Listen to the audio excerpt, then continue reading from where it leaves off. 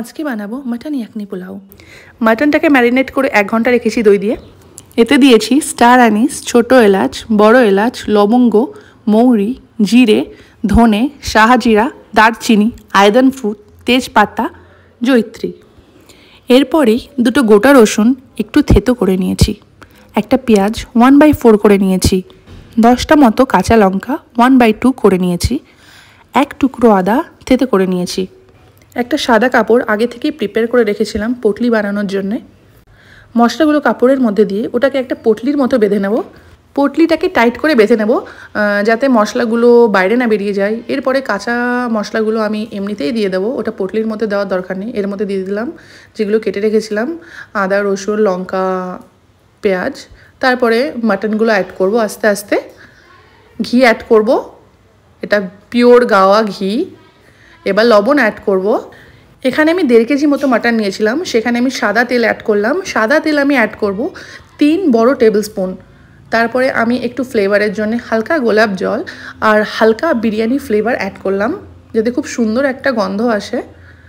আমি তারপরে এটা হাত দিয়েই ভালো করে মাখিয়ে নেব মশলাগুলো সব একসঙ্গে। তারপরে আমি 3 কাপ মতো জল অ্যাড করেছি এর মধ্যে। নরম হওয়া পর্যন্ত মাংসটাকে সেদ্ধ করে নিতে হবে। আর একটা পাত্রে সাদা তেল, ঘি, অল্প বাটার দিয়ে তার মধ্যে গোটা গরম মশলা দিয়ে দিতে হবে। টেম্পটেড হয়ে গেলে একটা পেঁয়াজ গোল্ডেন ব্রাউন করে ভেজে নেব। আগে থেকেই একটু আদা আর রসুন 1 চামচ করে আমি ওটাকে বেটে রেখেছিলাম, ওটা এবার আমি ওর মধ্যে অ্যাড করে দেব। অ্যাড করার পরে একটু হালকা নাড়িয়ে চাড়িয়ে নেব। তারপর কাঁচা লঙ্কাগুলো অ্যাড করে নেব। এবার মাংসটা আমি অ্যাড করব। এটা আমি ইয়াকনি থেকে আলাদা করে রেখেছি। মুড়িটা কাঠখোলায় ভেজে গুঁড়ো করে রেখেছি, ওটা অ্যাড করব। এবার 4 টেবিল স্পুন মতো টক দই অ্যাড করে এটাকে ভালো করে নাড়িয়ে ছাড়িয়ে মাটনের ইয়াকনিটা আমি ওর মধ্যে অ্যাড করব। এখানে আমার মোট 5 কাপ ইয়াকনি হয়েছে। এর সাথে আমি আরও 5 কাপ জল অ্যাড করব। এরপরে আমি আগে থেকে প্রিপেয়ার করে রাখা গরম মশলা অ্যাড করে নেব। তারপরে চালগুলো দিয়ে দেব।